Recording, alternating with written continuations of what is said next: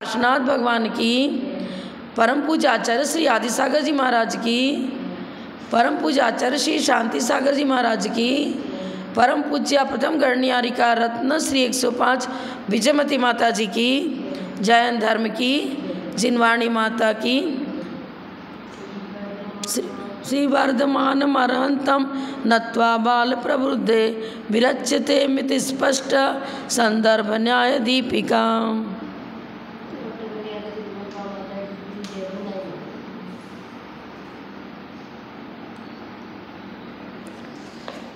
Page number 222। वस्तु अनेक धर्मात्मक है, उसमें सामान्य और विशेष गुण पाए जाते हैं। ये कल बता दिया था। सामान्य का मतलब अनेक द्रव्यों में सदृशता को लिए हुए, अपना अपना धर्म है लेकिन सभी में है ना। जैसे अस्तित्व गुण सभी में है, चाहे जीव पुद्गल धर्म अधर्म आकाश कोई भी द्रव्य हो, अस्तित्व वस्तुत्व परमेत सभी में पाए जाते हैं। जो अनेकों में पाए जाते हैं उसे सामान्य, और जो अपने अपने में ही पाया जाता है उसे विशेष धर्म कहते हैं। अब सामान्य और जो विशेष धर्म है, इनको आधार ले करके ही पर्याय की चर्चा होगी, क्योंकि तत्वार्थ सूत्र में लिखा है द्रव्यास या निर्गुणा गुणा, गुणों की अवस्था को ही पर्याय कहते हैं। अब गुण जैसे ज्ञान गुण ले लिया तो उसके मति ज्ञान, श्रुत ज्ञान, अवधि ज्ञान, मन पर्य ज्ञान, केवल ज्ञान, उसकी पर्याय हो गई। पर ज्ञान की ही तो पर्याय हुई ना। ज्ञान को छोड़कर, गुण को छोड़कर कोई पर्याय नहीं है। गुणों की अवस्था विशेष। अब पर्यायों को गुण से सर्वथा अलग नहीं कर सकते, गुण को ही पर्यायों से सर्वथा अलग नहीं कर सकते। तो द्रव्याश्रया निर्गुणा गुणा, द्रव्य के आश्रय से रहने वाली पर्याय भी है और गुण भी है, पर एक गुण में दूसरे गुण का अभाव है, इसलिए निर्गुणा गुणा लिखा था तत्वार्थ सूत्र में। ये चीज़ हम कल चर्चा हो चुकी सामान्य विशेष गुण की। आज पर्यायों की चर्चा करेंगे। 222 पृष्ठ। परिणमन को पर्याय कहते हैं। परिणमन परिवर्तन ज्ञान गुण है। अब जब वो पहले गुण स्थान में था तो उसके ज्ञान को क्या कहते थे? मिथ्या ज्ञान, कुमति कुश्रुत कहते थे। और जब चौथे गुण स्थान पहुंच गया, समदर्शन की प्राप्ति हो गई, तो क्या हुआ? उसी ज्ञान गुण को जिसको कुमति कुश्रुत कहते थे, अब उसको सुमति सुश्रुत कहने लगे। पर्याय बदल गई ना। है तो ज्ञान की है, ज्ञान की वैभाविक परिणति और स्वाभाविक परिणति है। परिणति परिणमन है तो ज्ञान गुण ही ना। ज्ञान गुण की ही मिथ्यात् सहित पर्याय बन रही है कुमति कुश्रुत, और सम्यक सहित पर्याय बन रही है सुमति सुश्रुत। और अवधि ज्ञानावरण कर्म का क्षोभसम विशेष हो गया तो उसको अवधि ज्ञान कहने लग गया। पर मिथ्यात् सहित है तो विभंगावधि कहेंगे, सम्यक सहित है तो अवधि ज्ञान कहेंगे। पर्याय माने अवस्था, अवस्था विशेष। बाल्यावस्था, युवावस्था, वृद्धावस्था। मनुष्य गति में कोई जीव है, प्रारंभिक अवस्था में इसको बाल्यावस्था कह रहे हैं, फिर युवावस्था, तो जीव की ही तो पर्याय हो गई। व्यंजन पर्याय अर्थ पर्याय दो होती, चर्चा करेंगे इसमें। पर्याय के दो भेद हैं, अर्थ पर्याय और व्यंजन पर्याय। अर्थ पर्याय किसे कहेंगे? वर्तमान, जो ऋजु सूत्र नय का विषय है ना, उसी को यहाँ अर्थ पर्याय में लिया। वर्तमान कालीन पर्याय को ही लेंगे, और ऋजु सूत्र ने भी वर्तमान कालीन पर्याय को ही लेता है। वर्तमान में अर्थात भूत और भविष्य की विवक्षा के बिना, भूत और भविष्य के उल्लेख से रहित, केवल वर्तमान कालीन वस्तु स्वरूप जो अर्थ पर्याय है, एक समयवर्ती जो पर्याय है, उसी को हम अर्थ पर्याय कहेंगे। ऋजु सूत्र ने के दो भेद किए ना, सूक्ष्म ऋजु सूत्र, स्थूल ऋजु सूत्र। तो एक समयवर्ती जो पर्याय है उसके द्वारा जो षड गुणानी वृद्धि रूप परिणमन होता है, अनंत गुणानी, असंख्यात गुणानी, संख्यात गुणानी, संख्यात गुण वृद्धि, असंख्यात गुण वृद्धि, अनंत गुण वृद्धि, ये षड गुणानी वृद्धि रूप परिणमन प्रति समय होता है। तो प्रति समय होने वाला जो परिणमन है उसी को अर्थ पर्याय कहते हैं। वस्तुओं में प्रति क्षण होने वाली पर्याय को अर्थ पर्याय कहते हैं। अब देखो, इसी को आचार्यों ने तत्वार्थ सूत्र में आचार्य युग सूत्र ने का विषय बताया है। इसी एक देश को मानने वाले, एक देश माने अंश को मान लिया, अंशी को माना नहीं। बौद्ध मत वालों ने वस्तु प्रति समय नष्ट होती रहती, नष्ट होती रहती। अरे वस्तु नष्ट नहीं हुई, वस्तु में जो परिणमन हो रहा है प्रति समय, सूक्ष्म ऋजु सूत्र ने का जो विषय है, मात्र उसी को ले लिया बौद्धों ने। द्रव्य के बिना परिणमन होगा क्या? वो द्रव्य को तो स्वीकार कर ही नहीं रहा, और मात्र परिणमन। अरे परिणमन किस में हो रहा है? कोई त्रैकालिक द्रव्य तो स्वीकार करना पड़ेगा। पहले तुमने पुत्र पैदा हुआ, कोई मेरा पुत्र है, अब प्रति समय यदि वो नष्ट ही हो जा रहा है, सर्वथा क्षणिक ही है, तो जन्म लेते ही तो मर गया। अब तुम परिचय दिया करते हो, अरे वही पुत्र है, इसका बर्थडे है आज, उस जन्मा था, तो बर्थडे तो 10 वर्ष का हो गया, तो तुम तो कह रहे वस्तु नष्ट ही हो गई। अब उस 10 वर्ष की स्थिति कहाँ से मानोगे? उसकी नष्ट ही हो गया तो सर्वथा नाश मानता है ना, आत्यंतिक उच्छेद मानता है। हमारे आचार्य ऋजु सूत्र नय में भी आत्यंतिक उच्छेद नहीं मानते उसका। द्रव्य का नाश नहीं होता है, द्रव्य की जो व्यंजन पर्याय अर्थ पर्याय है, उस पर्यायों की जब हम चर्चा करते हैं तब पर्यायार्थिक नय से हम कहते हैं कि वस्तु में परिणमन होता है, अर्थात नष्ट होती रहती है। पूर्व पर्याय नष्ट होती है, उत्तर पर्याय प्रकट होती है, और द्रव्य बना रहता है। उत्पाद व द्रव्युक्तम सत, पहले इस लक्षण को स्वीकार करो। और बौद्ध मत वाले इसको स्वीकार करते नहीं हैं, उनके मत में द्रव्य की चर्चा ही नहीं है। काल के हिसाब से परिवर्तन हो सकते हैं क्या? काल ही के साथ, काल तो बाह्य निमित्त बन रहा है, परिणमनशील तो द्रव्य है, उसका स्वभाव है। गुण पर्यवत द्रव्यम, अंतरंग बहिरंग दोनों निमित्त उपादान में परिणमन करने की योग्यता है, तो काल द्रव्य के द्वारा बाह्य निमित्त बनेगा। वो काल द्रव्य के द्वारा वर्तना लक्षण बता दिया। काल का लक्षण है वर्तना, वर्तन, वो स्वयं भी वर्तन करता है और अन्य द्रव्य को वर्तन कराने, परिणमन कराने में उदासीन बाह्य निमित्त बनता है। पर सहकारी बाह्य निमित्त है काल द्रव्य। काल द्रव्य ये नहीं कर देगा कि जीव को पुद्गल रूप परिणमन करा दे, पुद्गल को जीव रूप परिणमन करा दे, नहीं करा सकता ना। हाँ, सभी द्रव्यों में जिस जिस रूप परिणमन करने की योग्यता है, उस योग्यता के अनुसार ही परिणमन होगा।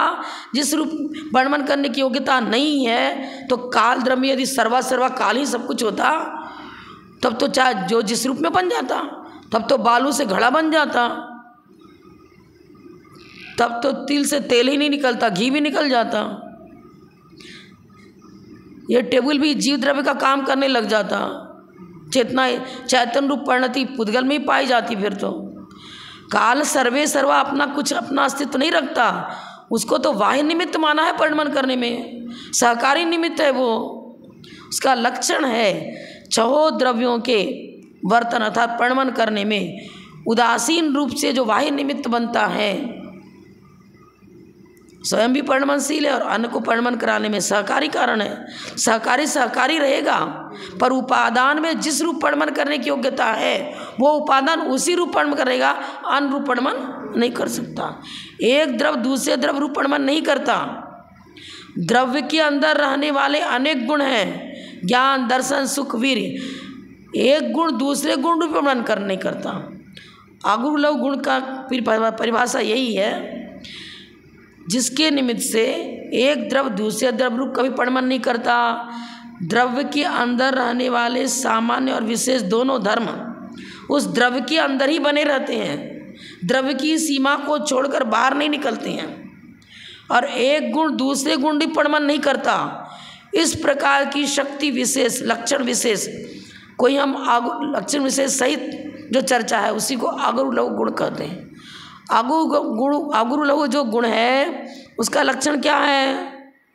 प्रति समय परिणमन जो हो रहा है उस अर्थ पर्याय का सूचक है, और अर्थ पर्याय क्या कर रहा है? वो द्रव्य के अंदर ही रहेंगे परिणमन, द्रव्य के बाहर उसके गुण निकल कर नहीं भाग सकते। अगुरु लघु गुण मर्यादा बनाता है। थर्मामीटर है, आपने टेम्परेचर मापा, पारा थर्मामीटर की मर्यादा के बाहर ही रहेगा, थर्मामीटर के बाहर निकल कर नहीं भाग जाएगा। जितना तक मैक्सिमम पॉइंट है वहीं तक पहुंचेगा वो, लेकिन थर्मामीटर की मर्यादा को छोड़कर बाहर नहीं निकलेगा। इसी प्रकार से अगुरु लघु गुण के निमित्त से अर्थ पर्याय होती है और उससे षटगुण हानि वृद्धि होती है। जो हानि वृद्धि थर्मामीटर के अंदर पारा ऊपर नीचे हो रहा ना, हानि वृद्धि हो रही ना, जैसा हुआ वैसा परिणमन हो रहा है। तो उपादान की योग्यता के अनुसार तो परिणमन होगा ना। ऋजु सूत्र नय का विषय है अर्थ पर्याय। जैन आगम में जो अर्थ पर्याय चर्चा की है वो षटगुण हानि वृद्धि के रूप में की है। बौद्ध मत वाला तो आत्यंतिक उच्छेद, द्रव्य का ही नाश मान रहा है, वो बिल्कुल अलग ही हो गया। उसने एक अंश को निरपेक्ष रूप में, हम सापेक्ष नहीं के पश्चात चर्चा करते हैं, और बौद्ध मत निरपेक्ष निरन्वय नाश मान रहा है। अकेला एक को पकड़ेंगे, वस्तु एक धर्मात्मक है ही नहीं। जब वस्तु एक धर्मात्मक है ही नहीं, जो है ही नहीं उसकी चर्चा क्या।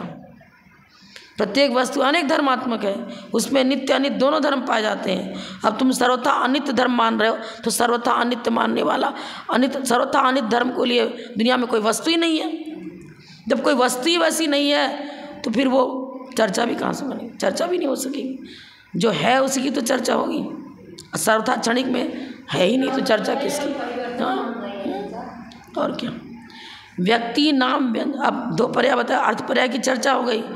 अगुरु लघु के निमित्त से जो वर्तमान कालीन परिवर्तन, एक समयवर्ती जो परिणमन होता है उसको अर्थ पर्याय कहते हैं। भूत और भविष्यत के उल्लेख से रहित वर्तमान कालीन वस्तु में जो षटगुण हानि वृद्धि रूप परिणमन हो रहा है उसे ही अर्थ पर्याय कहते हैं। और इसी को ऋजु सूत्र नय ग्रहण करता है, सूक्ष्म ऋजु सूत्र नय। हमारे आचार्यों के अनुसार उस सूक्ष्म, बौद्धों के मत से तो ऋजु सूत्र नय का विषय तुमने सापेक्ष मानते तो चर्चा चलती, तुम तो निरपेक्ष मान रहे हो। हम सापेक्ष मानते हैं, हम ये मानते हैं कि द्रव्य है, द्रव्य मौजूद भी है और द्रव्य की मौजूदगी के बिना रहने वाला हर क्षण वस्तु को नश्वर बताना ये बौद्ध मत का है। वो बौद्ध मत किसी प्रकार से सम्यक ज्ञान का विषय नहीं बनेगा, क्योंकि वस्तु अनेक धर्मात्मक है, उसमें नित्य धर्म भी मौजूद है। द्रव्यार्थिकने से वो नित्य है, परायार्थिकने से अनित्य है। पर बौद्ध तो इसको मानता ही नहीं है, सर्वथा अनित्य मान रहा है। सर्वथा क्षणिकवाद लोक व्यवहार में भी घटित नहीं होता, किसी भी प्रमाण से उसकी सिद्धि नहीं हो पाती है। अब व्यंजन पर्याय किसे कहते हैं? व्यंजन माने व्यक्त होना, व्यक्ति, जो हम परिणमन बता रहे हैं अर्थ पर्याय का, वो व्यंजन पर्याय के द्वारा उसकी व्यक्ति होती है। व्यक्ति माने दिखना, नजर आना, प्रकट होना, अर्थ क्रिया का होना। जैसे जल धारण बता रहे हैं, ये प्रवृत्ति और निवृत्ति में कारणभूत जल के ले आने आदि रूप अर्थ क्रियाकारिता है, वह व्यक्ति है।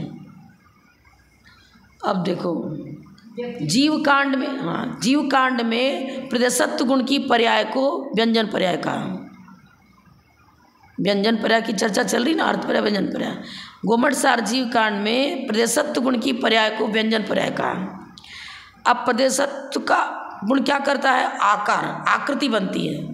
अगर हाथ पैर आदि की आकृति नहीं बनी, बॉडी कंस्ट्रक्शन ही नहीं हुआ, आँख की रचना ही नहीं हुई, कान की रचना ही नहीं हुई, नाक की रचना ही नहीं हुई, आंगों पांग की रचना ही नहीं हुई, अब ये बता रहे जल को लाना आदि कैसे लाओगे? हाथ पैर है तब पकड़ के लाओगे, घड़ा पकड़ के लाओगे, कुएं से जल भरोगे, घड़ा में डालोगे, भरोगे।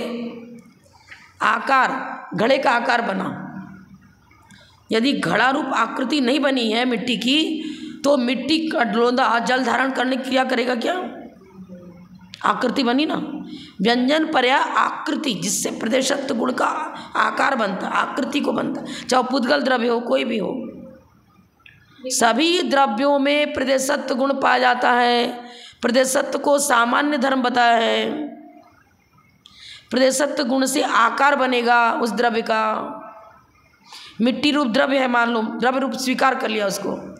अब उससे घड़े का आकार बना, आकार बनने के बाद वो उस विधिवत आकार बना, मतलब पकाया भी गया उसको, तो अब वो घड़ा में योग्यता आ गई जल धारण करने की। तो बताना प्रवृत्ति और निवृत्ति। प्रवृत्ति आपने जल को लाने में प्रवृत्ति बनाई, अथवा निवृत्ति माने हटना, किसी कार्य से हटना, पाप से हटना, पुण्य में प्रवृत्ति करना। ये जब तक आपके आंगोपांग की रचना नहीं हुई, परिपक्व नहीं हुई, पर्याप्त तक जीव में ही ये योग्यता है कि हे उपादेय कर्तव्य अकर्तव्य आदि की समझ सके, आंगोपांग परिपक्व होंगे तब तो हित अहित की चर्चा कर पाएगा, समझ पाएगा। अपन व्यक्ति ये व्यक्ति नहीं ले रहे, व्यक्ति मैंने प्रकट कार्य, कार्य का होना, घटित होना, व्यक्त होना। आंगोपांग की रचना हुई तब तो उसको आप मनुष्य कह रहे हो। आत्म प्रदेशों का आकार पुरुषाकार बना, आंगोपांग की रचना भी पुरुषाकार हुई, अब उसको आप मनुष्य कह रहे हो। मनुष्यनी स्त्री वेद रूप उसके आंगोपांग की रचना हुई, तब उसको स्त्री कह रहे हो। प्रदेशत जीव कांड में बिल्कुल सॉलिड परिभाषा दी है। प्रदेशत्व गुण की पर्याय को व्यंजन पर्याय कहते हैं, और उसी को आधार लेकर के ये चर्चा चलेगी कि प्रवृत्ति और निवृत्ति में कारणभूत जल के ले आने आदि रूप जो क्रियाएं होती हैं, उस अर्थ क्रियाकारता को ही व्यक्ति कहते हैं। अब व्यक्ति कहाँ से हो, बताओ? आकार ही नहीं बना, हाथ पैर है ही नहीं, कुआं से पानी कहाँ से खींच लोगे? रस्सी पकड़ोगे, पहले तो रस्सी का भी आकार बना, तब वो रस्सी जल को खींचने में कारण बनी। फिर तुमने बाल्टी डाली, बाल्टी भी कोई ना कोई आकार को लिए हुए, उसमें जल धारण करने की योग्यता है। फिर आपने उसको डुबाया, फिर खींचा। बिना व्यंजन पर्याय के न प्रवृत्ति हो सकती है न निवृत्ति हो सकती है। निवृत्ति माने हटना। पार्टी को व्यक्ति बोला तो लोग तो कहेंगे, यहाँ उसको व्यक्ति का अर्थ बाल्टी, लोटा, घड़ा, मनुष्य नहीं ले रहे हैं, जिससे प्रदेशक्त गुण की पर्याय को ही व्यंजन पर्याय कहते हैं। अब जिस जिस द्रव्य की चर्चा है उस द्रव्य के अनुसार उसकी आकृति बनेगी। घट की चर्चा करें तो घट की आकृति लेनी पड़ेगी, मनुष्य की चर्चा करें तो मनुष्य की आकृति लेनी पड़ेगी। ये चीज़ है ना। जब हम मनुष्य की आकृति की चर्चा कर रहे हैं तो त्रियंश की आकृति की निवृत्ति हो गई। मनुष्य को घड़ा कह देंगे क्या? घड़ा को मनुष्य कह देंगे? अस्थि नास्ति दोनों आएगा ना। एक समय में एक व्यंजन पर्याय उसकी बनेगी। जब मनुष्य पर्याय बन रही है तो इसका मतलब त्रियंश पर्याय, नारकी पर्याय और देव पर्याय से निवृत्ति होगी, उस रूप पर्याय नहीं है उसकी। इन्होंने कुछ क्लियर तो किया नहीं पुस्तक में, लेकिन जब तक अपने को दीर्घ काल तक सारे ग्रंथों का हमने अध्ययन किया, ठीक से डीपली अध्ययन किया, गहराई से अध्ययन किया, समझा। अब जीव कांड प्रदेशत्व गुण की पर्याय को व्यंजन पर्याय कह दिया, और यहाँ कह रहे हैं कि प्रवृत्ति और निवृत्ति में कारणभूत जो पर्याय बनती है उसको अर्थ पर्याय कहते हैं। अब समझना चाहिए, खुद दिमाग लगाना पड़ेगा, बुद्धि लगानी पड़ेगी, युक्ति लगानी पड़ेगी। आगमानुसारणी बुद्धि युक्तिपूर्वक काम करेंगे तो अर्थ सही लगा पाएंगे, और युक्ति नहीं लगाएंगे तो सही अर्थ नहीं लगा पाएंगे। अब जीव कांड में बता दिया प्रदेशत्व गुण की पर्याय को व्यंजन पर्याय कहते हैं, और उस व्यंजन पर्याय से उस द्रव्य की आकृति बनती है। प्रदेश, वही प्रदेश जब चींटी के पर्याय में गया, पहले मनुष्य के पर्याय में था, चींटी के पर्याय में गया, उसका प्रदेश की आकृति बदल गई। अब चींटी के शरीर का जो आकार है उसी आकार रूप उसकी आत्म प्रदेश भी हो गए। हाथी के शरीर में उस प्रकार तो आकृति प्रदेश का सिकुड़ना, संकोच, विस्तार, ये चीज हो गई ना। अब जिस द्रव्य की चर्चा उसी द्रव्य के संकोच विस्तार की चर्चा होगी। पहले तो वो मिट्टी के मतलब ऐसे बिखरा हुआ था खेत में, फिर उसको कुम्हार ने क्या किया, सारी प्रक्रिया करी, शिवक, स्थास, कोष, कुसूल आदि आकृति उसको अपने चाक के द्वारा दी। तब घड़ा हो गया। अब घड़ा के बाद पकाया, पक गया, परिपक्व हो गया, पूरी योग्यता है, उसमें कोई छेद वेद कुछ भी नहीं है, बराबर सही है। अब वो जल धारण की प्रक्रिया करेगा। तो आकार बना ना घड़े का। अब आकार ही नहीं है तो घड़े में जल धारण रूप प्रवृत्ति नहीं पाई जाएगी, और घड़े में जल रूप धारण करने की प्रवृत्ति है। और मिट्टी की पर्याय में जब वो था वही द्रव्य, तो घड़ में उसमें जल धारण करने की योग्यता नहीं थी, तो मिट्टी की पर्याय से तो निवृत्ति हुई और घट की पर्याय रूप रचना हुई।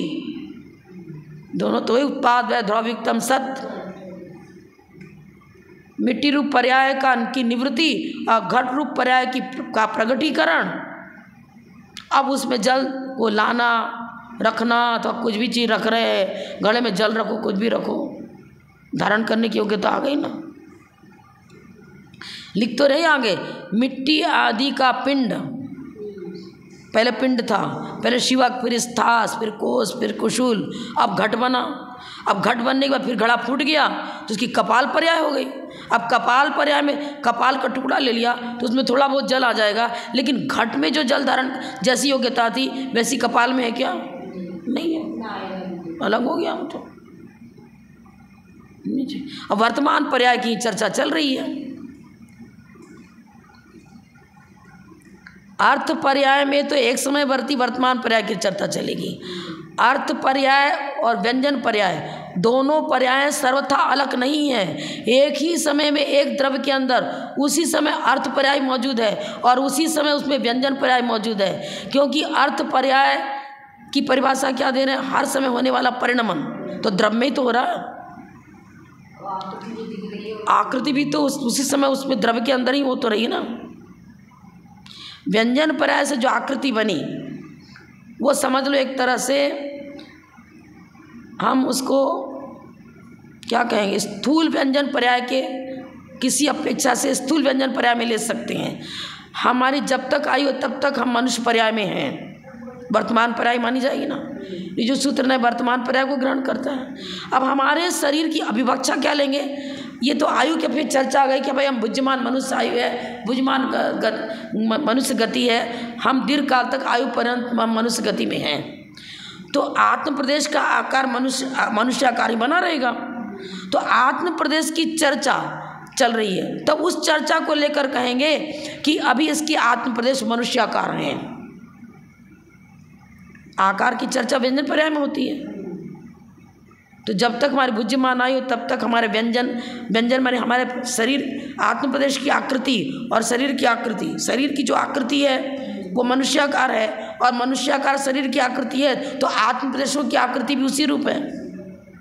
वही तो व्यंजन पर्याय होगी। प्रदेशत्व गुण की पर्याय को व्यंजन पर्याय कहते हैं, सीधा सीधी परिभाषा, क्योंकि प्रदेश का आकार उसी प्रकार बन रहा है और आकार प्रकार बनेगा तब तो उसमें जल धारण आदि जो घट का बताया कि घट में जल धारण आदि करने की जो क्रिया है, और मनुष्य में भी जो प्रवृत्ति और निवृत्ति रूप क्रिया हो रही है, जिस समय उसकी मिथ्यात्म प्रवृत्ति है उसको मिथ्या दृष्टि कह दे रहे हैं, और जब मिथ्यात्म से प्रवृत्ति बिल्कुल हट गई, उसकी श्रद्धा अब मिथ्यात्म में नहीं जा रही है, शुद्ध आत्म परद्रव्यन से भिन्न आत्म रुचि सम्यक्त वाला ये वाला अब उसके अंदर परिणमन हो रहा है, तो उसको चतुर्थ गुण सम्यक दृष्टि करने लग गया। जीव तो वही का वही है, वही का वही है जीव, लेकिन एक से प्रवृत्ति, एक में निवृत्ति, किसी एक में निवृत्ति दूसरे में प्रवृत्ति हो रही है। तो ये जो पर्याय बन रही हैं उन पर्यायों की चर्चा यहाँ पर है। अर्थ पर्याय का मतलब प्रतिशय में होने वाला परिणमन, अग्रलोक के निमित्त से होने वाला, वो भूत और भविष्य पर्याय की चर्चा नहीं करता है। भूत और भविष्य के उल्लेख से रहित वर्तमान कालीन जो परिणमन है एक समयवर्ती, उसको अर्थ पर्याय कहेंगे। अब व्यंजन पर्याय की चर्चा कर रहे हैं तो व्यंजन पर्याय प्रदेशत्व गुण की पर्याय को व्यंजन पर्याय कहा है, और उससे भी अर्थ क्रिया होती है, पर उसकी अर्थ क्रिया किस प्रकार है? प्रवृत्ति और निवृत्ति रूप। जब टिकेगा तब तो प्रवृत्ति करेगा, निवृत्ति करेगा, ये चीज है। अन्य ग्रंथों का एक ग्रंथ दूसरे ग्रंथ से विपक्षी नहीं होता, अनुकूलता लिए होते हैं। सद्रव लक्षणम दार्शनिक के किसी भी ग्रंथ को ले ले, उसका आधार लेना ही पड़ेगा। इसी प्रकार जो पर्यायों की परिभाषा बताई कि प्रदेशत्व गुण की पर्याय को व्यंजन पर्याय कहते हैं। अब आलापपत्ति में क्या बता दिया? धर्म अधर्म आकाश और काल में मात्र अर्थ पर्याय पाई जाती, व्यंजन पर्याय नहीं पाई जाती है। अब मात्र शब्दों को लेकर बैठ जाओ और नए विवक्षा न लगाओ, अन्य ग्रंथों का आधार न लगाओ, अब मात्र शब्द को पकड़ के लेके बैठ जाओ तो क्या हो जाएगा? आपका ज्ञान सम्यक ज्ञान नहीं कहा जाएगा। पूर्वापर विरोध से रहित होना चाहिए। जिसमें पूर्वापर विरोध पाया जाए उसको हम सम्यक ज्ञान कहेंगे ही नहीं। वहाँ पर यह विवक्षा लेनी पड़ेगी। हमारे आचार्य सुंदर साहब महाराज से भी चर्चा हुई थी, पर उन्होंने इस बात को स्वीकार नहीं किया। तो भाई वो तो आचार्य, मैं तो एक आरिका हूँ, मैं तो चुप लगा गई। अब मैं क्यों उनसे भिड़ूँ, क्यों उनसे वाद विवाद करूँ। लेकिन सही पूछो तो चर्चा ये है वहाँ पर कि एक की व्यंजन पर्याय बार बार बदलती है। मनुष्य है, जीव द्रव्य, कोई जीव द्रव्य है जब तक संसार में है, वो जैसे जैसे आयु बंद करता है उसी प्रकार से उसकी गति बनती है।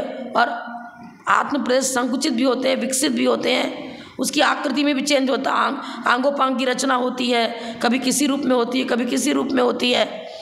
तो आत्म प्रदेशों में परिवर्तन हो रहा है, जीव में और पुद्गल में होता है। पर धर्म द्रव्य में प्रदेशत्व गुण है, प्रदेशत्व गुण है, नहीं तो प्रदेशत्व सामान्य गुण है जो सभी द्रव्यों में पाया जाता है। अगर प्रदेशत्व गुण को स्वीकार नहीं किया जाए तो धर्म द्रव्य का अस्तित्व कैसे बनेगा? क्योंकि 10 के 10 द्रव्यार्थिक नहीं के उसमें द्रव्य मैंने उसको क्या बोलते हैं, सामान्य गुण में लिया है। सामान्य गुण जो सभी द्रव्यों में पाया जाए, प्रदेशत्व गुण पाया जाता है। पर वो पूरे लोकाकाश प्रमाण धर्म द्रव्य संख्या में 1 और पूरे लोकाकाश प्रमाण बना रहता है। उसकी आकृति कभी चेंज नहीं होती, परिवर्तित नहीं होती है। तो उसकी आकृति में कभी चेंजिंग नहीं होता है, इसलिए उन्होंने लग दिया परिवर्तन नहीं होता। एक बार क्या, अनादि से अनंत काल तक धर्म द्रव्य लोकाकाश प्रमाण ही रहेगा। लोकाकाश का जो आकार है वही आकार धर्म द्रव्य का है, वही आकार अधर्म द्रव्य का है।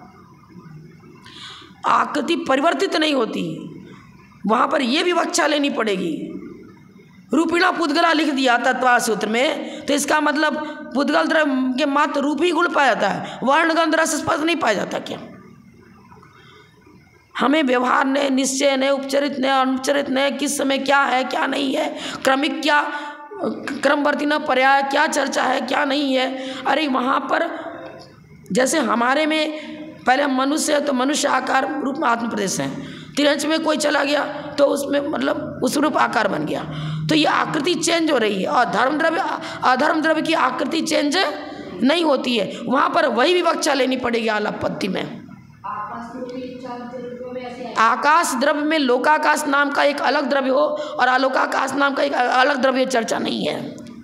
आकाश द्रव्य संख्या में 1 है, आकाश द्रव्य संख्या में 2 नहीं है कि लोकाकाश अलग अलोकाकाश अलग। उन्होंने क्या बता दिया, जितने स्थान पर 6 के 6 द्रव्य पाए जाते हैं, लोक माने द्रव्यों का समूह, तो सभी द्रव्य जहाँ पाए जाते हैं उसको कह दिया लोकाकाश।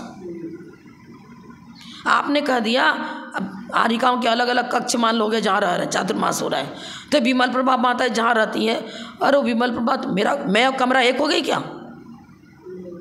निवास स्थान की अपेक्षा आपने उपचरित व्यवहार ने से कह दिया बड़ी माता जी वाले कमरे में जाओ, वहीं क्लास चल रही है। और यार मेरा गुण है क्या? वो कमरा मेरा गुण धर्म हो गया क्या? अब वो 6 जीव पुद्गल धर्म अधर्म ये सभी, आकाश तो आगे भी है, लोकाकाश आकाश द्रव्य तो एक ही है, मकान एक है, उसमें पार्टीशन डाल कमरे बना दिए, तो कमरा मकान से अलग कोई हो गया क्या? तो इसलिए 6 द्रव्य के निवास स्थान की अपेक्षा 1-2 नाम रख गया कि भाई जहाँ सभी द्रव्य पाया तो उसका नाम रख दिया लोकाकाश, नाम रख दिया विमल पर माता वाला कमरा, वहाँ क्लास लग रही। अरे यार तो मेरा कमरा थोड़ी, मेरा गुणधर्म थोड़ी हो गया कोई। आकाश का लक्षण तो ये अवगाहनत्व। अब जहाँ 6 द्रव्य पाए जाते हैं वहाँ भी उसका लक्षण वही बताएंगे, अवगाहनत्व। आलोकाकाश में भी अवगाहनत्व गुण मौजूद है, पर कोई है ही नहीं तो उसको अवगाहन दे, रहे तो अवगाहन दे ना। कुछ भी आलोकाकाश में मात्र आकाश द्रव्य पाए जाते हैं। अब एकेंद्रीय जीव की पर्याय हो गई वायु का एक, अगर उसको वायु मान लेंगे तो एकेंद्रीय वायु का एक जीव का स्थान है क्या? वहाँ जीव द्रव्य हो गया ना वायु का एक। तो आलोकाकाश में जीव द्रव्य पाया जाता है क्या? वायु मान लेंगे तो जीव द्रव्य मानना पड़ेगा, वायु का एक जीव द्रव्य मानना पड़ेगा। मात्र आकाश है ये। आप तो बार बार सुनो तब होगा, एक बार सुनने से नहीं होगा, क्योंकि अभी आपका दिमाग अपनी पूर्व भूमिका में घूम रहा है। अपनी थिंकिंग में घूमोगी तो ये थिंकिंग नहीं पाओगी, ये थिंकिंग में एकाग्रता रखनी पड़ेगी। अब जो परिभाषा बता रहे उसको पूरा ध्यान से सुन नहीं रहे, इसका मतलब आप देखो प्रवृत्ति और निवृत्ति में एक जनक बता रहे ना, जनक माने उत्पन्न करना। प्रवृत्ति कब होगी, इस टेबल को बना दिया ऐसे। अब इसमें प्रवृत्ति क्या हो रही है, इस पर हम पुस्तक रख ले रहे हैं। आकार बनाना तो प्रदेशत्व गुण की पर्याय को, या प्रदेशत्व गुण से आकार बनता है। अब जो इसकी परमाणु है अलग अलग बिखेर दिए जाए तो टेबल कहेंगे क्या उसे, ये सब मिल करके तो आकार बना एक इसका, तो पुद्गल द्रव्य के द्वारा ये आकृति बनी। अब इसमें प्रवृत्ति और निवृत्ति क्या हो रही है, इस टेबल के ऊपर यदि जल रख दे तो जल तो लुढ़क जाएगा, विकीर्ण हो जाएगा इधर उधर। पुस्तक रख दिया, अब जल भी मान लो, जल आपको एक बूंद जल थोड़ा जल टिका तो है, लेकिन जैसे घट में आपने बड़ा घड़ा है उसमें आपने 5 किलो जल भर दिया, इस टेबल 5 किलो जल यहाँ रख सकते क्या, बह जाएगा ना। अपनी अपनी योग्यता की अनुसार जिस द्रव्य का जो आकार है और उस आकृति को लिए हुए उस द्रव्य के उपादान में जिस जिस रूप परिणमन करने की योग्यता है उसी अनुसार उसमें प्रवृत्ति और निवृत्ति होगी,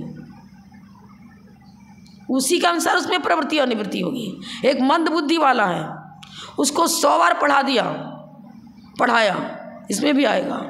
उसमें यदि तत्व ज्ञान को जागृत करने की क्षमता योग्यता है, चिंतन शक्ति उस प्रकार की है, तब वो तत्व ज्ञान को प्राप्त कर सकेगा। योग्यता के बिना शिक्षक भी उसको तत्व ज्ञान पंप की तरह भर नहीं सकते।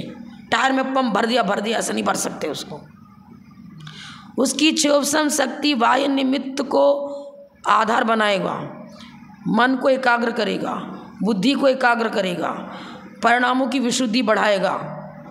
सब कुछ सारे कारण एकत्रित होंगे, अब उसके लिए बाह्य निमित्त सहकारी कारण बनेगा।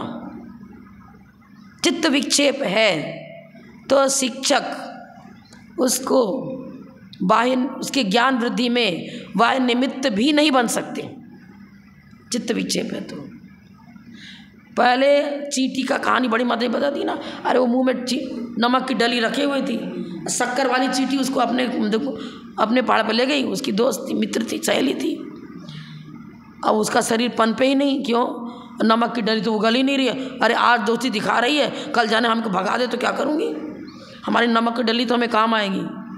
अब विद्यार्थी क्या करते हैं, इधर पढ़ा तो रहे हैं और जब कोई लाइन देखते रहे, सुनना जिस समय चिंतन चल रहा है उस समय सुनना नहीं होगा, जिस समय सुनता हो तो चिंतन नहीं होगा। अब आप तो अपने चिंतन में उलझे हुए हो, इधर पढ़ाने वाले ने बहुत सारी लाइन बोल दी, अब उसी में उलझे रहे, सुनाई नहीं तो क्या हो गया। अर्जुन की तरह एकाग्र, वो घूमती हुई चिड़िया में जहाँ रेटिना उसको वही दिख रहा है। हम अपनी पूर्व भूमिका के चिंतन बिल्कुल छोड़ देंगे, कुछ भी नहीं सोचेंगे, पहले क्या सुना था, ये क्या था, वैसा था, कुछ नहीं। मात्र पुस्तक में क्या है और शिक्षक उसको किस प्रकार से इनलार्ज कर रहे हैं वही सुनना पड़ेगा। एकदम गहराई है इस लाइन में। ये आलाप पत्ती डायरेक्ट पहली क्लास की कक्षा को नहीं पढ़ाया जा रहा है। जिसने तत्वार्थ सूत्र पढ़ लिया, जिसने जीवकांड पढ़ लिया, सब कुछ करणानुयोग को भी थोड़ा समझा है, द्रव्यानुयोग को भी थोड़ा समझा है, अब वो पकड़ पाएगा ना विषय को, कहाँ से पकड़ पाएगा, पकड़ ही नहीं पाएगा। ये चीज़ हो जाती है ना। लेकिन हम तो पूरा विषय आपको दे रहे हैं ना भाई, हम बता तो रहे हैं कि जीव कांड ने इस प्रकार बताया कि प्रदेशत्व गुण की पर्याय को व्यंजन पर्याय कहते हैं। और प्रदेशत्व, अब आपके आंगोपांग सब बना। अब आपको कहा कि जैसे कि कोई काम अंगूठे की सहायता से लिख रहे हैं, अंगूठे की सहायता से अर्थ क्रिया हो रही है ना, व्यक्त हो रहा है, लिखना पढ़ना, जल का लाना ले जाना, ये तो उदाहरण दे दिया। अब आपके लिखने में प्रवृत्ति हुई ना। अब ये अंगूठा हो, ये उंगली न रची, यह आंगोपांग जीव प्रदेश है, इसके अंदर डेड बॉडी वाला अंगूठा लिखने का काम नहीं कर देगा। आत्म प्रदेश है, समाहित है इसमें, और आंगोपांग की रचना भी हुई है और बराबर आंगोपांग फंक्शन कर रहे हैं। अब इसकी सहायता लेकर आप लिखना करोगे काम। प्रवृत्ति निवृत्ति, लिखने के समय में आपने ऐसे कर दिया, आप ऐसे करके बराबर कलम चला रहे हो, सही तो लिखना हो रहा है, और आपको यूं कर दो, अब ऐसे इसको लगाओ ही नहीं, यूं लिख पाओगे क्या, अब लिखने में प्रवृत्ति है तो वही का वही चीज़ आपके पास में, लेकिन सहयोगी कारण को जिस प्रकार से उसको संयुक्त करना पड़ेगा उसी प्रकार से प्रोसेस करोगे तब तो लिखना पढ़ना होगा ना। अब एक अंगूठे से लिखना हो जाएगा क्या? नहीं होगा ना। आंगों पर ये प्रदेशत्व गुण की पर्याय। अब आपके आत्म प्रदेशों की जो अंदर की जो उसको भी ऐसे हुआ, आत्म प्रदेश की आकृति भी बनी मेरी, ऐसे हाथ फैला दिया आत्म प्रदेश की आकृति भी यही हुई, ऐसे कर लिया आत्म प्रदेशों की आकृति भी यही हुई, ऐसे किया आत्म प्रदेशों की आकृति भी यही हुई। वो बनेगा तब तो लिखना। प्रवृत्ति निवृत्ति बहुत गहरी चीज हो गई। आंख बंद कर लिया, आंख में देखने की योग्यता तो है, अब प्रवृत्ति हो रही है क्या? आंख तो खोल लिया पर उपयोग कहीं जा रहा है, सामने वस्तु रखी है पर उपयोग कहीं दूसरी जगह सोचने में लगे, कोई टेंशन में लगे, दिखाई नहीं रहा। व्यक्ति तो घुस गया, बंदाई बंदाई बोल रहा है और हम तो कोई चिंता में लगे, अरे उसी में लगे, हम तो कब आया के चला गया, बंदामी में चला गया। और फिर जब हमारा चिंतन खत्म हो गया दोबारा है, अरे कब आया, अरे आपके कमरे में आके तो गए थे, दिखाई नहीं फिर तो मैंने। सब उपयोग जीव लक्षणम, जीव ही जानने देखने का काम करेगा, उसी के द्वारा प्रवृत्ति और निवृत्ति होगी। और उसका उपयोग यदि कंबाइंड नहीं है, सही नहीं है, बराबर स्थिर नहीं है, तो ना प्रवृत्ति ना निवृत्ति, ना समीचीन प्रवृत्ति होगी ना समीचीन निवृत्ति होगी, कुछ भी नहीं होगा। प्रवृत्ति निवृत्ति में सारे गुण स्थानों की चर्चा चल लो। पहले गुण स्थान से हटा, निवृत्त हुआ, चौथे गुण स्थान में आया, गिर गया, हो सकता है समय मिथ्यात्व में जाए, हो सकता है साधन में चला जाए, बढ़ गया, देशवृत्ति बन गया। सब तो एक से निवृत्ति, एक पर्याय, चतुर्थ गुण स्थान और पंचम गुण स्थान दोनों एक साथ बन जाएगा क्या? अप्रत्याख्यान कर भी उदय रहे और प्रत्याख्यान कर भी उदय रहे, बनेगा क्या? पूरा करणानुयोग प्रवृत्ति और निवृत्ति में शामिल है। पूरा धवला महाधवला जय धवला प्रवृत्ति निवृत्ति में शामिल है। मोहनी कर्म हटा, क्षीण मोह हुआ, तब 12 गुण स्थान पहुंचा। अब उससे भी हट गया, मतलब आपको ज्ञानावरण दर्शनावरण भी गया, अंतराय भी गया, 13वें गुण स्थान पहुंच गया। प्रवृत्ति और निवृत्ति में तो पूरा ही द्वादशांग, चाहे तत्वार सूत्र ले लो। आप प्रवृत्ति और निवृत्ति खाली कह दिया और तत्वार सूत्र पढ़ा ही नहीं है। अब प्रवृत्ति का अर्थ ये है कि चलो भोजन कर लो, यही प्रवृत्ति होगी क्या? ये न्याय ग्रंथ ये बता रहा है कि सो जाओ, ये सोने में प्रवृत्ति कर लो, ये बता रहा है क्या? ये लौकिकता को नहीं बता रहा है, ये साइंस बता रहा है, ये न्याय ग्रंथ बता रहा है, ये अर्थ पर्याय व्यंजन पर्याय की चर्चा कर रहा है। ये बहुत बारीक चीज़ है। इन्होंने उदाहरण बराबर दिया है। मिट्टी तो मिट्टी रूप जब लोदा था उस पर्याय में था, घट की पर्याय में था ही नहीं। अब जल धारण में प्रवृत्ति उस मिट्टी की होगी क्या? फिर स्थास कोष कुसूल आदि इस पर्याय में भी उसमें अभी योग्यता नहीं है। अभी धीरे धीरे घट पर्याय की ओर बढ़ रहा है, मतलब उसमें परिणमन हो रहा है, क्रमिक परिणमन हो रहा है। क्रमिक परिणमन होता है, पहले गुण स्थान से हटा, अनंतान बंदी हटा, अप्रत्याख्यान हटा, प्रत्याख्यान हटा, अब गुण स्थान की वृद्धि हो रही। यहाँ घड़े की भी इस तरह आकार, एक साथ मिट्टी पर हाथ रख दिया, घड़ा बन गया क्या? हाँ, कह दो हम तो सम्यक दृष्टि हैं, हम सच्चे देव सद्गुरु को ही पूछते हैं, अन्य को नहीं पूछते हैं। क्रियाओं से समस्या नहीं हो जाएगा जब तक अंदर का मिथ्यात्व झार नहीं उलोगे। तो हजारों नारियल चढ़ा चढ़ा करके रोज भगवान को पूछते रहो, दिन भर जय जय का, आदिनाथ भगवान की जय, जिनेन्द्र देव की जय जय जय जय चिल्लाते रहो मुख से। ये क्या हो रहा है? ये पौद्गलिक वचन वर्गणाएं आपको समदृष्टि नहीं बना देंगी। सहकारी कारण बन सकती हैं, वो भी उपचरित व्यवहारने से, और सहकारी तब बनेगी जब उसको सहकारी के रूप में स्वीकार करोगे। तब स्वीकार करना माने एक्सेप्ट करना, मिथ्यात्व का हटना और संवेदन का प्रकट होना। अविनाभाव संबंध इसके साथ नहीं बन रहा है, परिणामों के साथ बाह्य निमित्तों का यदि सहकारी के रूप में उसको एक्सेप्ट किया है। सहकारी कारण वे बोरी यहाँ पड़ा हुआ है और चढ़ाने वाला भी खड़ा है, लेकिन आप तो मोबाइल सुनने में लगे हुए हो, कुछ सुनने में दूसरे तरफ उपयोग लगे हो। ले तो जाना था बोरा उठा करके और अपने से उठ नहीं रहा, और खामने खड़ा था व्यक्ति, बहुत देर तक खड़ा रहा पर आपने उसे उठवाया नहीं, वो चला गया। क्या हो गया?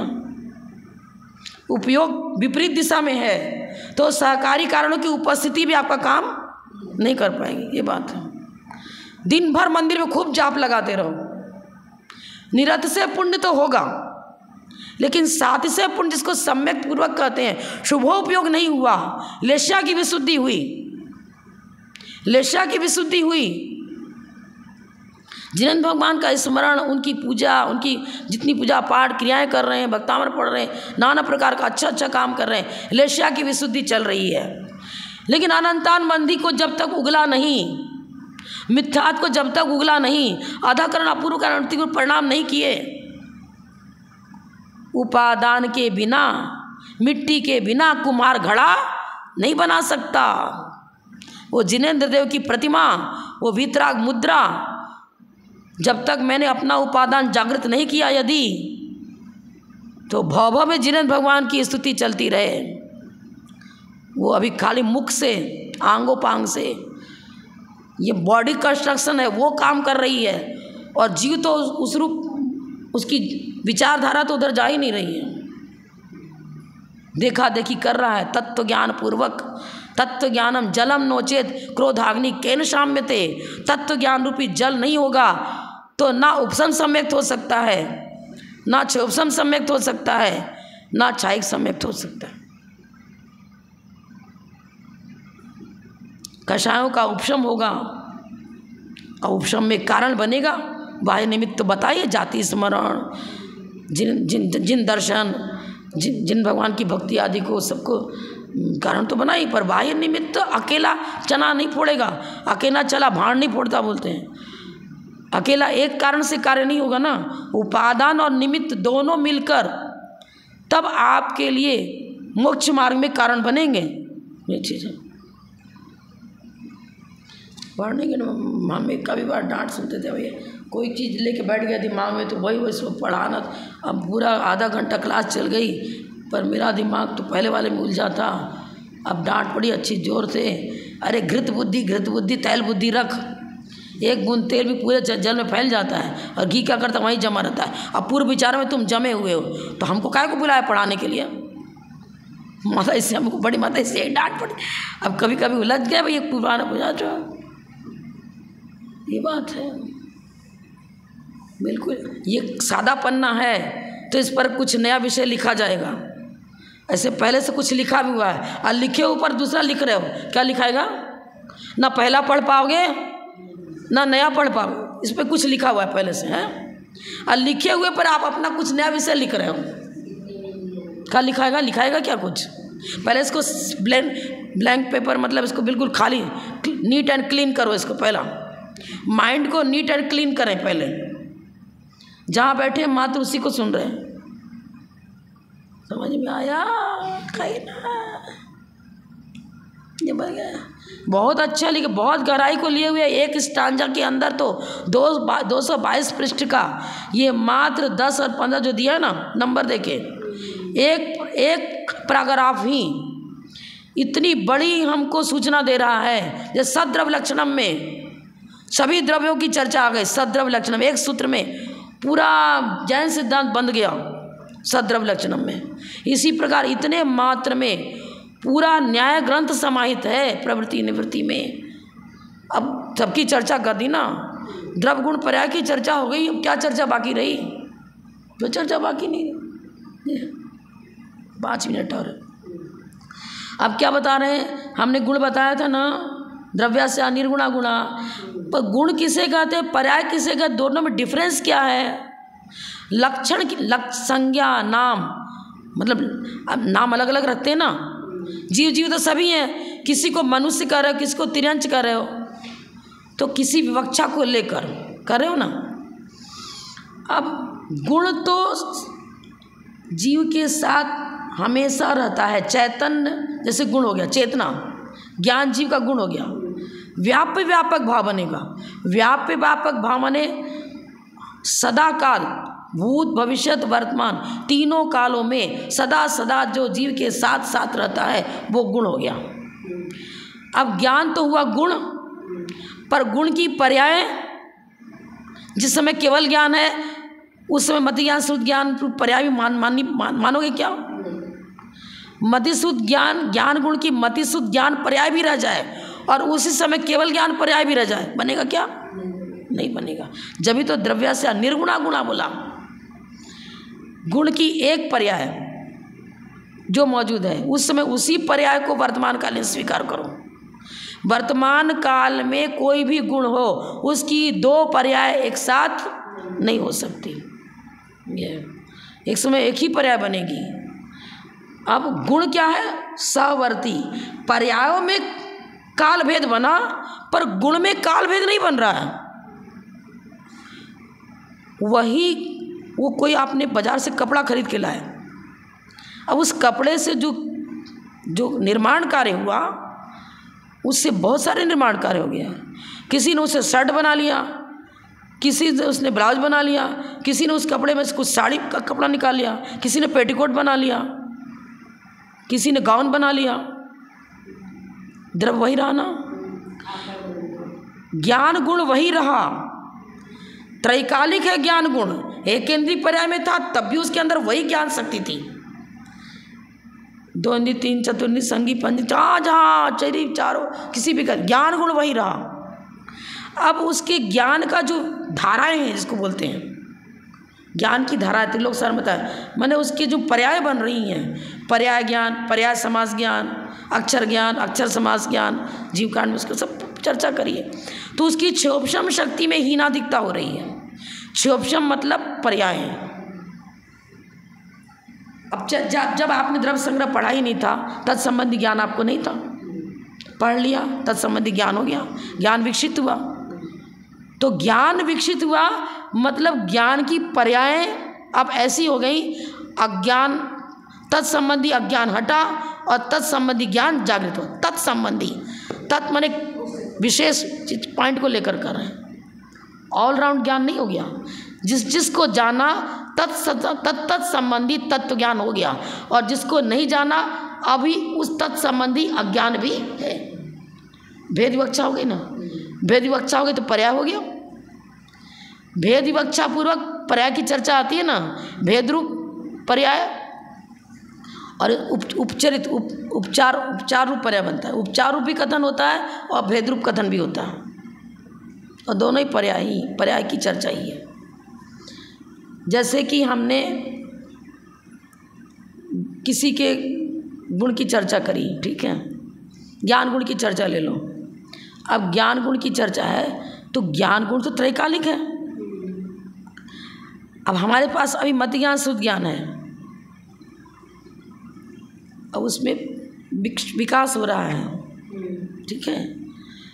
तो भेद विवक्षा ये चल रही है कि जिस रूप में पहले क ख ग लिखना नहीं आता था, फिर उसको सीखा, फिर मिलाकर अक्षर पढ़ना सीखा। हाँ, तो अब भेद विवक्षा क्या चल रही है कि जिसको नहीं जाना है तत्संबंधी अज्ञान हट रहा है, और जिसको जानने लग गए तत्संबंधी जानने लग गए तो अज्ञान हट रहा है और ज्ञान का प्रकटीकरण हो रहा है। तो ज्ञान में भेद चल रहा है, काल भेद पूर्वक ज्ञान की पर्यायों में भेद चल रहा है। पहली कक्षा में गए थे, पर दूसरी कक्षा में गए, काल का भी भेद पड़ रहा है ना। काल भेद पूर्वक जब कथन होता है तभी से पर्यायार्थिक नय अवतरित होता है। धवला के पहले भाग में ये बताया, काल भेद पूर्वक पर्यायार्थिक नय का विषय प्रारंभ होता है। नैगम संग्रह व्यवहार में काल भेद की चर्चा नहीं है। ऋजु सूत्र नय से ही काल भेद अवतरित होता है। अब जैसे जैसे वर्तमान में मेरा ज्ञान विकसित होता चला जाता है तो पूर्ववर्ती जो अज्ञान था वो हटता चला गया, ये चीज़ है। पर ज्ञान व्यापक रहा, व्यापक भाव है ज्ञान का, पर ज्ञान में होने वाली पर्यायों में क्रमिकता चल रही है। पर क्रमिकता चल रही है। जैसे मान लो कोई इंग्लिश नहीं जानता है, फिर उसने पढ़ना लिखना सीख लिया, जीव तो वही का वही है, ज्ञान भी उसमें कोई नया ज्ञान तो है ही है। ज्ञान की पर्याय क्या हुई? जिस विषय को नहीं जाना तत्संबंधी अज्ञान रूप पर्याय रही। तत्संबंधी उस ज्ञेय पदार्थ को लेकर चर्चा चल रही ना। जिस जिस ज्ञेय को अब तक नहीं जाना है तत्संबंधी अज्ञान चल रहा है, और जिस जिस ज्ञेय को जिस रूप में अब जानने लग गए तत्संबंधी अज्ञान की निवृत्ति हो गई। परीक्षा मुख में लिखा हिताहित प्राप्ति परिहार समर्थम प्रमाणम, हिताहित परिहार समर्थम प्रमाणम ज्ञानम। हिताहित प्राप्ति परिहार समर्थम प्रमाणम, परिहार समर्थि ज्ञानम प्रमाणम, ऐसा लिखा है। हित की प्राप्ति और अहित का परिहार जिससे होता है, ऐसे ज्ञान को ही हम प्रमाण कहते हैं। तो हित की प्राप्ति, जिस समय हित की प्राप्ति हुई उसी समय अहित का तत्संबंधी अहित का परिहार भी हुआ। जिस जिस संबंधी हित की प्राप्ति हुई उस संबंधी अहित से हटे भी। बच्चे ने जान लिया कि ये सर्प है, काटता है, अब सर्प के को नहीं पकड़ेगा, हाथ नहीं डालेगा, जान रहा है कि इससे मेरा अहित होना है। हम जान रहे हैं कि रात्रि भोजन करने से मेरा अहित होना है, तो उसका परिहार हो गया। तो जिस जिस अंश में पाप रूप प्रवृत्ति मेरी हटती चली जा रही है, पाप से भीति होती चली जा रही है, पाप से भीति होगा तो क्या पुण्य में हितकारी कार्यों में प्रवेश होगा। यही तो प्रवृत्ति निवृत्ति बता रहे हैं। तो काल भेद पूर्वक जो चर्चा होगी पर्यार्थिकने का विषय हो गया। पर क्या जिसने रात्रि भोजन छोड़ा था वो जीव कोई दूसरा था? जीव तो वही है। उसी जीव के अंदर पाप से भीति हुई और रात्रि भोजन का उसने त्याग कर दिया और संयमी बन गया। जीव दूसरा नहीं है, वही का वही है। मिट्टी वही थी जिससे घड़ा बना। सामान्य और सामान्य गुण और विशेष गुण में इसी प्रकार चर्चा करेंगे और गुण को व्यापक बताएंगे और गुण में होने वाली पर्यायों में काल भेद बताएंगे। समय ज़्यादा ही होंगे, चलो 6:30, क्योंकि 5:30 से 6:30 ही टाइम है। जब बोलो परम पूज्य गणनीय रत्न श्री 105 विजयमती माता जी की जय। जैन धर्म।